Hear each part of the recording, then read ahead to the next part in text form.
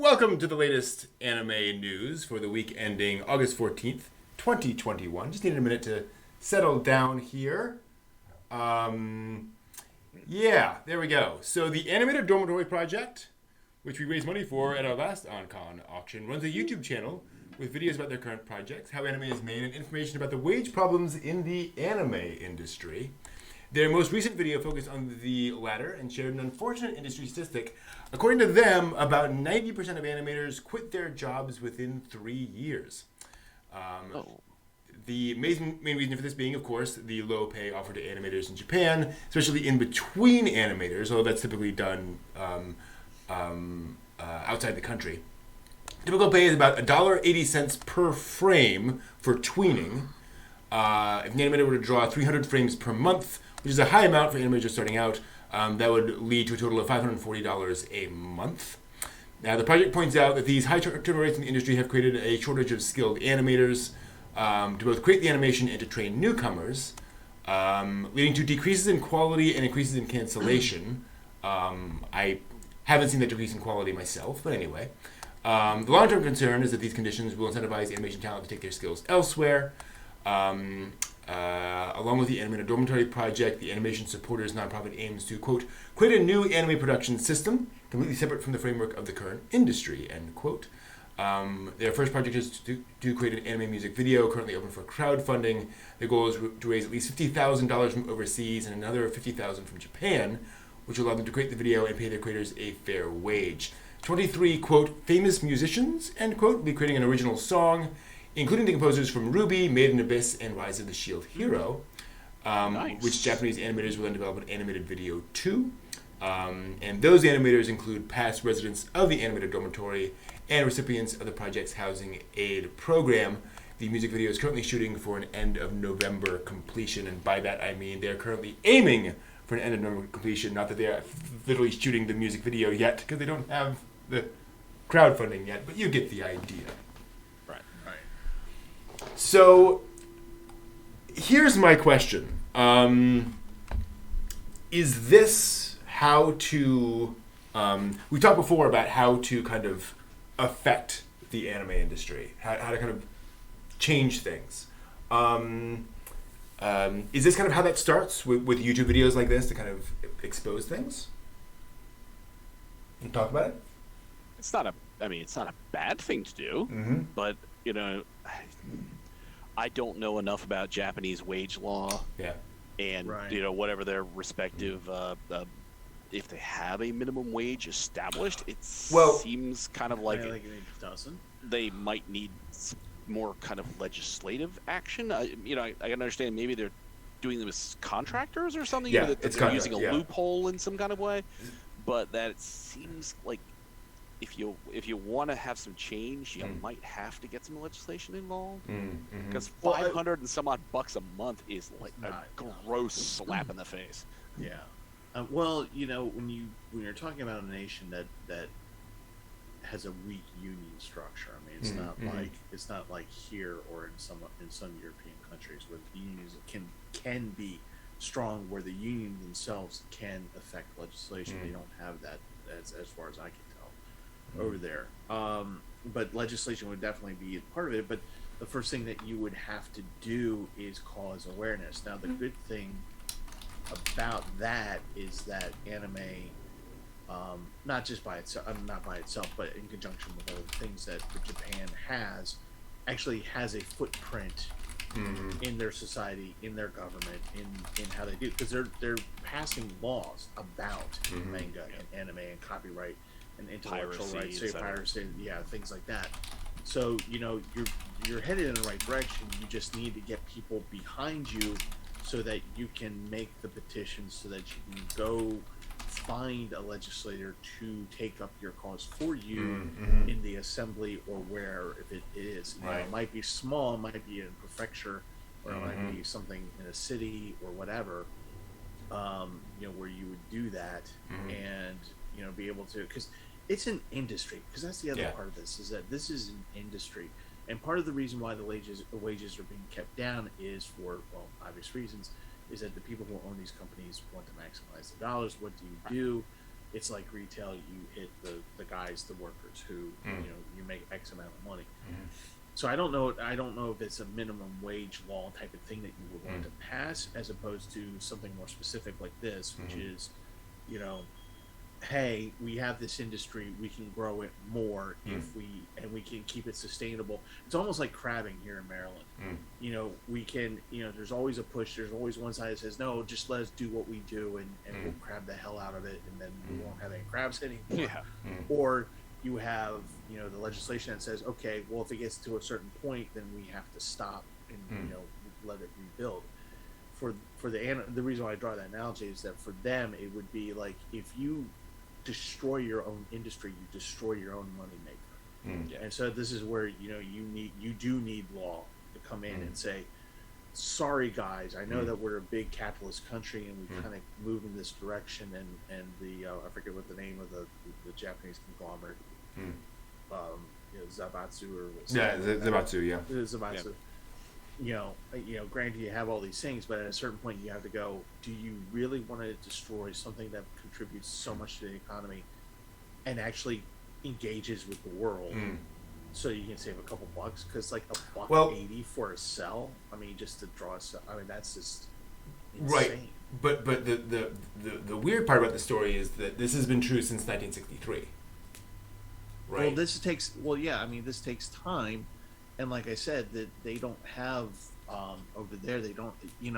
It's easy to dismiss when you don't have power. It's easy for the government to look at you and go, you know what? You go ahead and you yell and scream and put on your little bandanas, white bandanas, and do your little thing out here. We'll wait for you to be done, and then we're going to go on, because that's what they do. That's what the Japanese government does. The Chinese do it too. They actually don't crack down like we do on unions sometimes, where we come in with pepper spray. They don't always do that. They just kind of let them, okay, they're just letting off some steam, just let them do it. It's a pressure valve. And then we'll just keep on doing what we're doing. That's why you need projects like this, and maybe some outside input saying, hey, we're not happy with this. And we want this product, so pay your people a little bit more, that kind of thing. Do you, and if you have to, use the fear method. Do you really want the South Koreans to take over your industry? Do you want the Chinese to take over your industry? There's so many different ways to play off of this, but it is going to have to come down to governmental regulation backed with I think somebody's head on a pole. Someone's got to be the sacrificial lamb. Yeah, it's an odd situation, because it's all coming to light now in a way. It's been around for a long time. I'm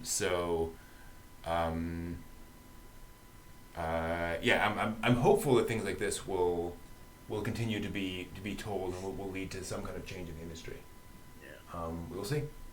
I was say, if there's a diaspora, I can't say that it will hurt any of the other countries these people decide to go to. Right? No, that's right. It could certainly bring the wealth of knowledge and experience to South Korea, to China. Nice to see if it came across the pond to us, that we could get a little bit more of that. That's an interesting question, because our industry is so different. I wonder if that would even translate. I wonder if their lessons would even work over here, right? In our system. I've mentioned it before in past stream time about Star versus the Forces of Evil has Darcy Nursey, I think that was the prime creator for that. One of her big influences was anime. Sure. And the way that the story lays out is still got a lot of episodic function to it, but it also has got that long story form over multiple episodes, and it's like, okay, you watch that show and it's like you can see where it's got a foot in anime. And it's like, okay, if that influence is there, if you had people coming out of Japan, or the pay is terrible, and you and you could find a place for that, you already have the influence. So now if you just brought the influence literally into the organization, You know what I mean? So it would be an interesting cultural meld. Yeah. But And of course, Actually- you have the problem of, language Yeah. too. So yeah, but yeah, I agree. Or it'd be where there's interesting where there's profits, you can get over the language barrier. or you could have Netflix just take over everything. Right? Yeah. That's the true thing. Sony, Funimation, Crunchyroll taking over. Yeah, That's exactly. where it's gonna go. Possible. Quite possible. Moving right along, the Digimon franchise held the DigiFest 2021 event last Sunday and brought us a couple of interesting things to talk about. First up, the franchise announced both a new TV anime and a new anime film. The Digimon Ghost Game anime series will premiere this fall and revealed the above teaser image, which reads, "Holograms? Ghosts?" Interesting. Exactly. The new film will tell a story about Daisuke, known as Davis in English, and other characters from Digimon Adventure 02, the anime series. The film's teaser says, the new Digimon movie is about 02. Now the door to adventure opens. And then they quote, "I'm the first person to ever partner with a Digimon." That's interesting. The event also featured a 20th anniversary stage show for Digimon Tamers, which included a live script reading play of an original sequel story set in modern times. And the play was written by Chiaki J. Kanaka, who was head writer on the original Digimon Tamers screenplay, and also on Serial Experiments Lane, which we've been talking about in this. In the play, the Tamers are reunited to fight against a new villain who takes the form of, English translation, political correctness, and threatens both the real and digital worlds. Now, it is dramatically described as the greatest problem facing the internet, to be clear, there have been some translation issues around this, and it caused a lot of controversy online. Kanaka has since written a retrospective blog about the Digimon Tamer series, and basically explained about this, that some of the translation on this took this the wrong way and said this is about cancel culture, whereas the actual inspiration for this was COVID-19.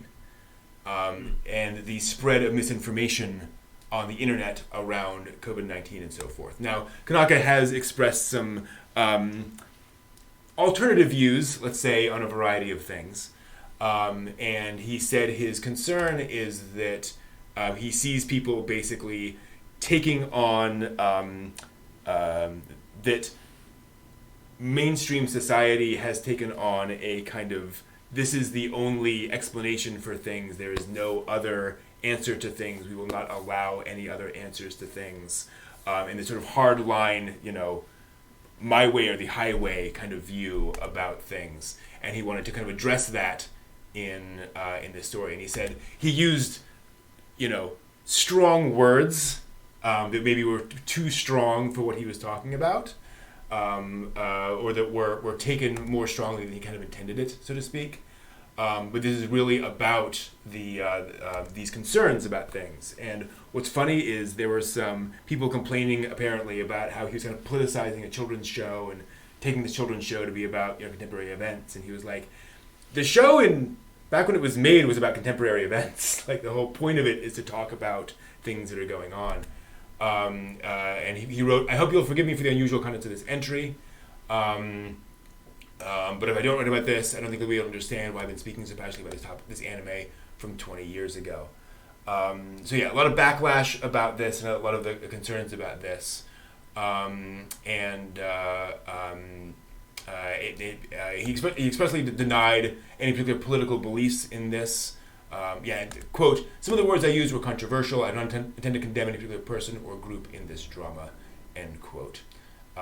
So, of course, what happened was people jumped on the first possible explanation for all of that and insisted on that one explanation for Kanaka's writings, and then didn't listen to anyone else talking about what he was saying and dismissed all of his other viewpoints. So, kind of a funny kind of irony in this whole thing about what he was talking about there. So that was basically the reaction to that whole thing.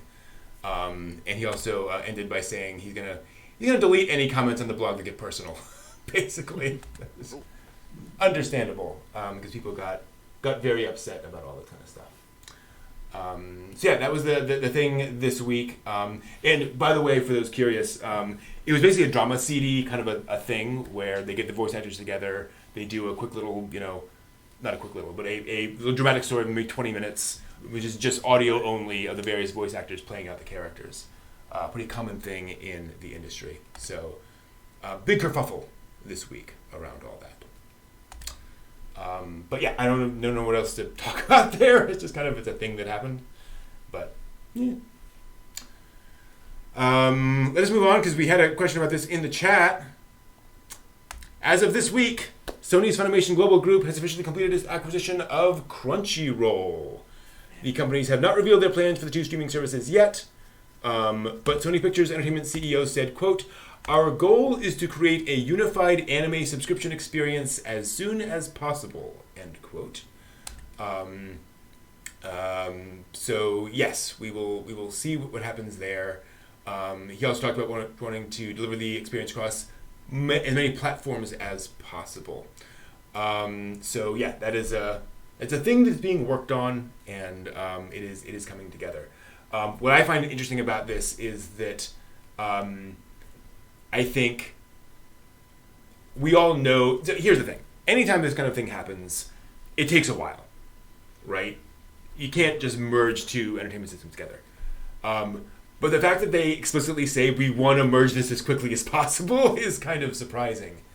Crunchyroll announced last week the service has just surpassed 5 million paid users around the world and more than 120 million registered users overall.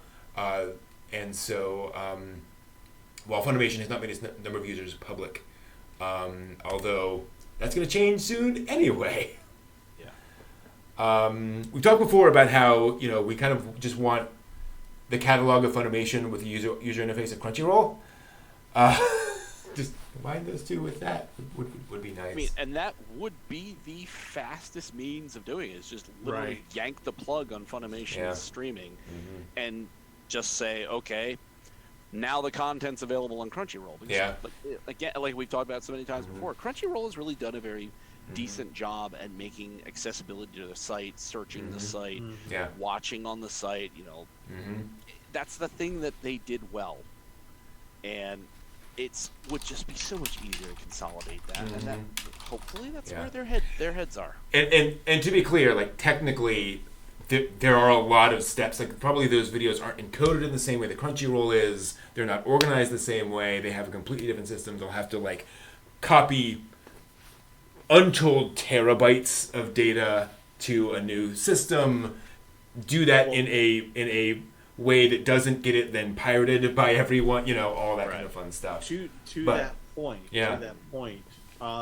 what I would tell people, if you're wondering how they're addressing that issue, go to Indeed.com and just write anime jobs and see what pops up. Because I did that the other day, just for giggles. Yeah. And I did that, and there are jobs that are talking about encoding. Yep. Are talking about those kinds of things and how that they're going to market out, and they're jobs that are here. Here in America. And so with obviously with network communication. Yeah. But there's a huge amount of jobs via Crunchyroll than there had been about a month ago. There's exponentially a large amount of jobs. So which I think is really interesting. So there once was an operating agreement between Funimation and Crunchyroll, right? So that Funimation was allowing was agreed with by contract for Crunchyroll to stream the things that Funimation licensed.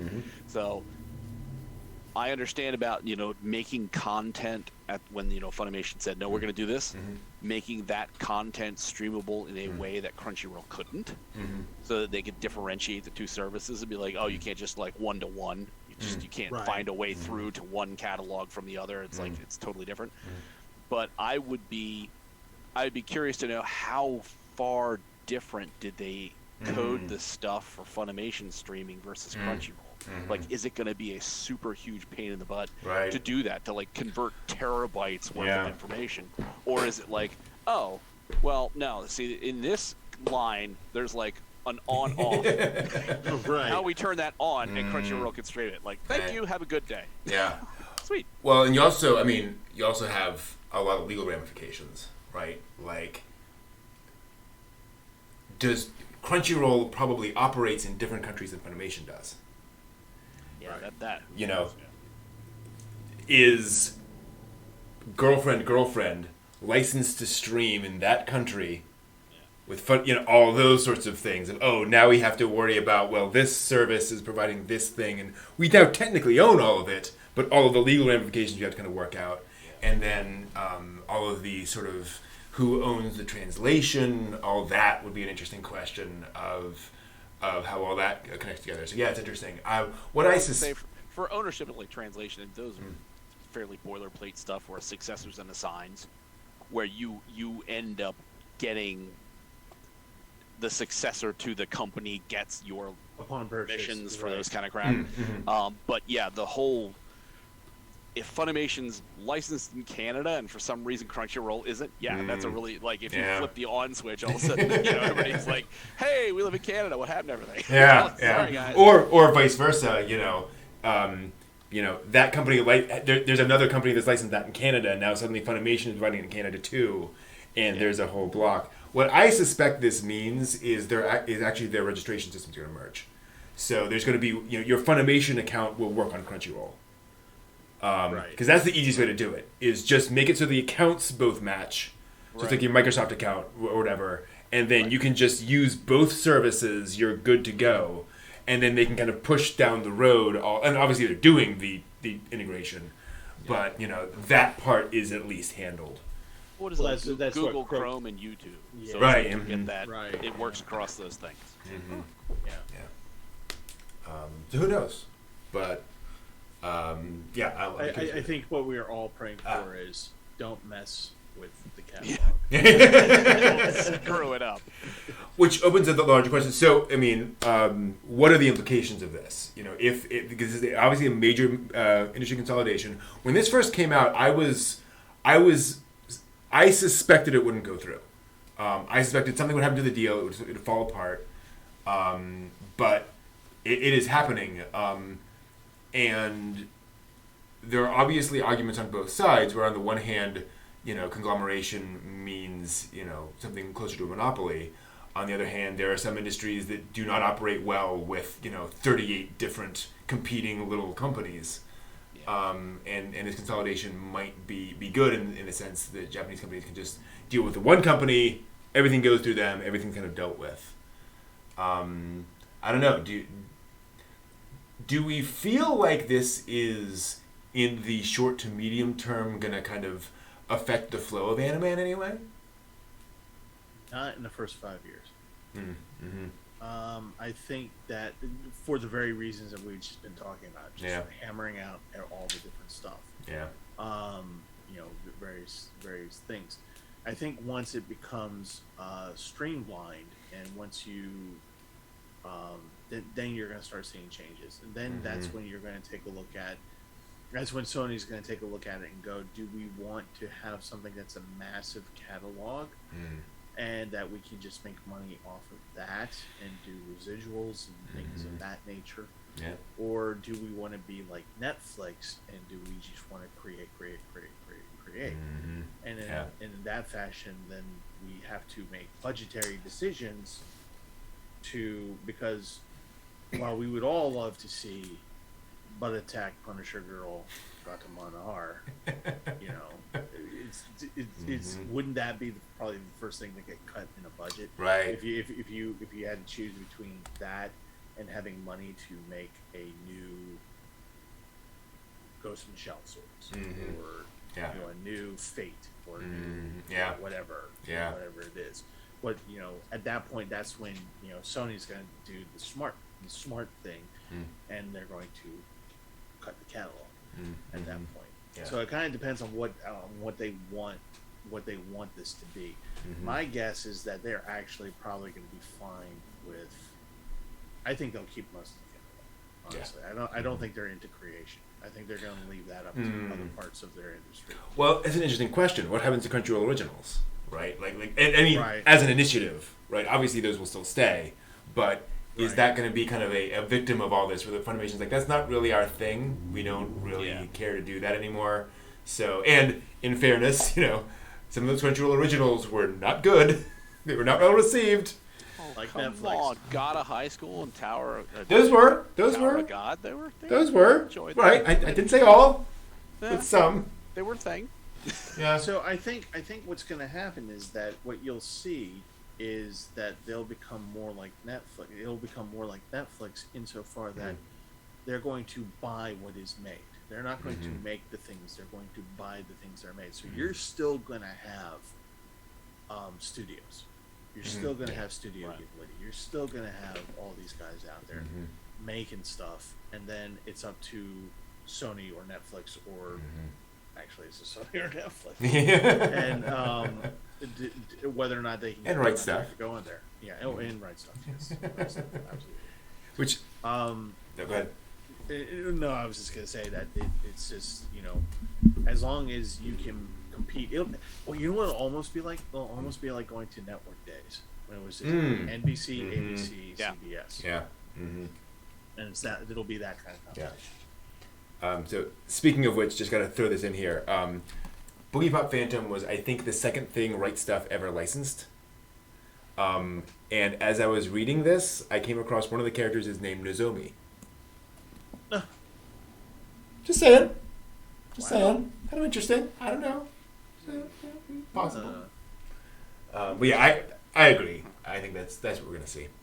Well, I think when you get the big conglomeration of anime, I really, it's hard to feel like that's a threat to up and coming people who are trying to create a platform that's different to provide access to anime, because they exist, but I'm not like terribly aware of like there's 50 of these little things that are junior Crunchyrolls, and that they're struggling to eat in a very very heavy large conglomerate kind of market. And it's like, so what I mean, I would feel threatened by that, but I was like, I don't know. I mean, I don't know that having this association Well, there's High Dive. There's High Dive. There's a few others. who owns High Dive, by the way? I don't recall off the top of my head. And that's the other thing, is that as the streaming technology moves on, that there's nothing to say that somebody else couldn't come along and make the competitor, I think streaming channel and things of that nature. I don't know about that, because I think technologically it's very expensive to run a streaming service. If anything, the dominance of YouTube and the death of all of its competitors have shown the difficulty of that. And I think it's the licensing issue. We had, what was the service, Anime Souls from I think 10 years ago, SOLS. They launched an online anime streaming service purely for like classic anime, like Tezuka stuff, like that kind of level, like Unico, and they had contacts with Japanese licensors, and so their deal was if when you paid for the service, you basically were crowdfunding each show's translation. So when you paid for things, you were paying for them to translate a show, and if enough people paid for it, it would then appear on the service. They would get someone to translate it. It would then appear on the service, and then you would crowdfund another show that would appear on their service. And they did a handful of shows, and then it died because they couldn't because the Japanese licensors would give them this and see how that works out. Then they give them this and see how that works out. And they wouldn't give them anything big, anything successful, anything, huge. Just, here's a show from 40 years ago. And they couldn't get enough excitement about the series. The platform could never really grow. And so they had to kind of die. So it's that question is, can anyone get both the technology and the ear of the right people to license the right shows? That's the interesting question. I don't know. And I think when you've got these, Sony and Funimation and Crunchyroll all together, it's going to be really hard to find anybody else who can feed in this market. Yeah. It's like, and which again, maybe just the natural evolution of the market that it makes sense to have one person that everyone goes to. I don't know. Yeah, I mean, there's always the chance that Disney Plus could throw their hat into the ring. You know what I mean? It's like when you have Netflix is certainly streaming lots of anime. Yeah, right. But I mean, if you had, and that's the thing. It's like I said, worrisome, but not worrisome. Yeah. It's like the idea of a young, scrappy bunch of programmers and like kids coming together and putting their nose to the grindstone and making it big. It's like it's probably more likely for streaming services. You're going to see other large, formations be like, yeah, we'll take a slice of that too. We'll run Sony for a little competition here. Amazon has a fair number too. Now that I think about it, as well on Prime Video. So and these are big players. Yeah. We'll see. So it was announced this week that next month issues of Young Animal magazine will publish a new chapter of the Berserk manga by the late Kentaro Miura. Wow. The chapter is labeled as the latest chapter of the manga, and based on the teaser images you see above, seems to pick up where the story left off in the previous chapter. The public is not yet privy to how much of this chapter Miura had created before his passing, or whether more of his work is still prepared and unpublished, so it remains to be seen whether the manga will continue on. The magazine itself will also be a memorial issue to Miura, who passed away unexpectedly back in May, and will include a special booklet of messages to Kentaro Miura, as well as a poster of famous scenes from the manga. When you first said that, when you said new chapter, I thought I heard nude chapter. I was just like, no. I mean, it's Berserk. That is a thing. Fiction. Berserk can go in that direction, definitely. No, I was gonna say before passing, it was like, I'm just gonna do this thing. Yeah, exactly. Just for the heck of it, see who gets any attention on this. I hope for this and for so many others where the original creators have passed on, that they had their pen and ink people. That there was somebody in there who was like an apprentice who had like the ear of the creator that could be like, oh, yeah, I can not only draw this, but I also know where they were going with this. Right. Yeah. So with permission and with all the appropriate people behind it, we can finish this thing. I don't think I can go the next 30 years with it, but I can draw it to a close like they intended. You know what I mean? Well, the thing is, mangaka works so closely with their editors to begin with. I'm sure the magazine knew where it was going. Yeah. Right. There's no question they had a very clear idea of where Miura. I shouldn't say no question, but it is very likely they had if Miura had any idea, the editors probably had an idea. But yeah, it's interesting. What I find so fascinating about this is kind of the secrecy about it. It's not hey everyone, Miura's assistant number 2 is going to be continuing the story. It's not this chapter was left 90% done or it was basically complete. It's just there's a new chapter. And it's like, okay, what's going on here? Like did you pull out a Ouija board or what's going on? It's very, very weird. The clone is working. Right, exactly. Yeah. Good to know. Yeah. Okay, so Edmund said Miura had many notes that his assistant had. So that makes sense. It's fascinating. So we'll see. The other question is, okay, so you have another chapter. Is there a chapter after that? Is it just we have one more? Okay, right. And now Guts gets isekai'd into a Hey, there we go. No, do not do this. Oh dear, I had so many places I could go with that, but I'm not going to. It's Love Live School Guts. Hey! You thought singing and dancing was cute with little moe girls. Oh, you ain't seen nothing yet. Band of the Hawk. The band of the Hawk. Oh. Hawk the Slayer. Itself. There you go. A little chibi running around with the sword. Also this week, Fred Ladd, an American TV and film writer and producer, as well as a pioneer for anime in North America, passed away last week at 94 years old. Mm-hmm. Ladd was instrumental in bringing early anime to North America. He was one responsible for re-editing and redubbing the Tetsuwan Atom anime into the original Astro Boy, the first anime to ever air in North America. He also produced the Gigantor and Kimber the White Lion anime in the 60s and even served as a creative consultant on the original English dub of Sailor Moon.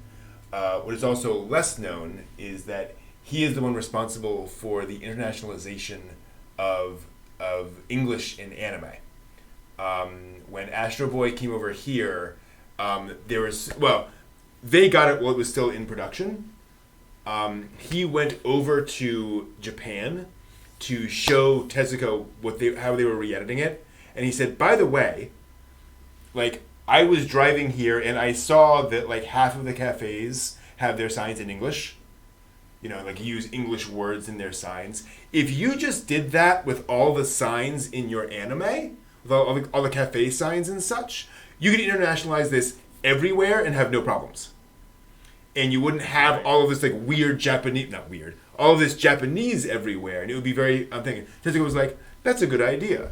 And that has become the standard for anime ever since. Is to have all these signs in English. That was Fred Ladd. So, thank you, Mr. Ladd, for helping anime to be where it is today. Wow. Fred Ladd passed notes to Tezuka. Yeah, exactly. And yeah. he listened. Yeah. Wow. That's pretty damn monumental, really. Exactly. Yeah. Pretty crazy. The latest event to announce their return to in-person format is Comic Market, which is tentatively set to hold Comic-Con 99 on December 30th and 31st. The staff stated, quote, given the necessary time for preparations, applications by circles, looking at the effects of vaccination, and the increase in cases in recent weeks, we're trying to predict the situation a few months into the future. Therefore, we can't deny the possibility of another postponing in case that vaccination does not sufficiently improve the situation by the end of the year. However, if we don't plan and start the preparations now, there will certainly be no Comic Market, end quote. So it makes sense. You know, if it's a possibility, they'll at least make the plans. While pre-pandemic Comic-Cons usually had attendees in the several hundreds of thousands, this one will likely be restricted to just tens of thousands of people per day, with, of course, a lottery system for passes to purchase in advance. Just tens of thousands. It's okay. Just tens. Right. Yeah. But it's okay. The Japanese are used to that. The lottery system, I mean. Crunchyroll announced last week it is partnering with actress Zoe Saldana's Sinistar Pictures to develop Dark Star Squadron, a new epic animated space opera. As described by Crunchyroll, Dark Star Squadron follows the journey of 4 failing cadets who return from a joyride with a stolen starship to find their academy in ruins and everyone had vanished. The series will be written by Todd Ludy of Voltron Legendary Defender, with Zoe, Cicely, and Marielle Saldana self-described true animation and anime fans, none of those fake anime fans, serving as executive producers. So sounds kind of like a Voltron Legendary Defender's sort of direction on that, which is cool. That certainly had a lot of fans of it. It was revealed in last week's Weekly Shonen Sunday that Takahiro Arai's Detective Conan Police Academy arc Wild Police Story manga series, a spin-off of Detective Conan, is getting a TV anime adaptation. Because there's not enough Detective Conan out there. They haven't animated enough of that. And the title's franchise. not nearly long. No. In another world. Right. Yeah. Another police-themed TV anime was also announced. Miko Yasu's Police in a Pod manga will premiere sometime next year. The comedic story about a female police officer who, just before handing in her resignation, meets the new female director of her station and decides maybe she's not done being an officer after all. For fans of sports anime, the Blue Lock soccer manga is getting a TV anime sometime next year. It follows Japan's national soccer team as they gather 300 of the brightest young players to search for an ace striker who can turn their recent defeats around. That's a shocker. Will they go to nationals? Yeah. The Love All Play badminton novel is also inspiring a TV anime airing next spring. The teaser visual describes it as, quote, a once-in-a-lifetime coming-of-age story that hurtles at 400 kilometers per hour, end quote, which references the speed of the badminton shuttlecock, which is the world's fastest object in sports, technically. Tomohiko this is going to be a tough one. Okay, hold on. Wait a minute. Breathe. Center your chi. Tomohiko Morimi's Tatami Time Machine Blues novel, which is the sequel to the Tatami Galaxy novel, is also getting a TV anime. Makoto Ueda, who is a friend of Morimi's, who wrote the scripts for the original Tatami Galaxy anime adaptation, as well as the play that inspired the Tatami Time Machine Blues novel, will write the script for the new anime. And Shingo Natsume of One Punch Man and Sunny Boy will direct the anime at Science Saru. Wow. Yeah. Lots That of would be little, interesting. yeah. Lots of little folks involved Tatami there. Galaxy was a show. I've heard that is what I've heard of everyone who's watched it. It's like, wow. Just wow. The night is long, night is short. Walk on, girl. Mm-hmm. I mean, it's in a space. Okay. Like where you really have to be a certain mindset to be watching it at the time you're watching it. Exactly. Not to be taken lightly. Yeah, there we go. Totally. A TV anime has also been greenlit for a teen romantic comedy manga series called A Harem is Indispensable, which will debut in April of next year. It follows the daily life of a quiet girl who's not good at gauging personal boundaries and the boy who sits next to her in class.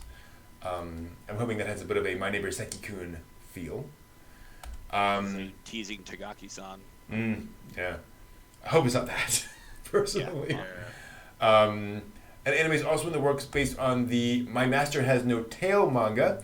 It is set during the Taisho era, following a shape-shifting Tanuki girl who dreams of becoming human, and another shapeshifter who becomes her master in the ways of playing a human, which could be cute. And in the latest installment of Inanimate Objects Turned into Cute Girls, the Hanabi-chan is Often Late manga, announced an anime adaptation last week. The comedy reimagines, get ready for this, Universal Entertainment's pachinko slot machines as cute girls working in a pachinko hall. I'm there. Yep. I'm there. Yep. Steve's I'm there. all over. Yep. I'm there. I'm there. This will make all the money. All the money. All Hey, the wait, exclusive endings Yes. of every licensed pachinko party. Totally. Oh, Totally. absolutely. The Ganbare Doki-chan, doujinshi manga, announced an upcoming web anime adaptation, is published on the author's Twitter account, and features the theme of two work colleagues mistakenly put in the same hotel room on a business trip. And hijinks ensue. Hijinks ensue. Wackiness, no doubt. Exactly. New episode's coming for the Nanan Biori Non-Stop anime. The original anime DVD will be bundled with a special version of the compiled volume of the manga, and will be the 13th episode of Nanan Biori. Yeah. The developers of the Cthulhu-themed tabletop RPG Mountains of Madness, Summit of the Evil Gods announced last week they are launching a crowdfunding campaign towards a 10-minute pilot anime film. Oh. Oh, my goodness. The first step towards an eventual anime film based on the RPG. Image, board art, and a script are currently being drafted for the project, and developers are currently looking for collaborators. The crowdfunding campaign is set to launch in October, naturally. Good news for fans of Tite Kubo's Bleach manga. A new 73-page chapter will be published in next week's issue of Weekly Shonen Jump to commemorate the 20th anniversary of the manga's launch. The magazine teased the story, saying, Ichigo was invited to Soul Society for a certain ceremony, but... Dun, dun, dun. He gets distracted by the fact that he has to go and file out Form 147 at the local prefecture office. It's a wacky adventure. Oh, boy. Here we go. Speaking of returns to manga, a new chapter is also announced for the Tatakai Ramenman manga, the first new chapter in the manga since it ended in 1989. Whoa. Wow. Oh my. So, new manga coming back all around this week. That is You want this to make week. sure you got a whole new audience. Exactly. By like a lot. Yeah. Like, wow. This ain't your grandparents. Actually, it is your grandparents. It Mom. is. It is. Like, holy cow. All right. That's all the news for this week. Thanks for watching. We will see you all next week.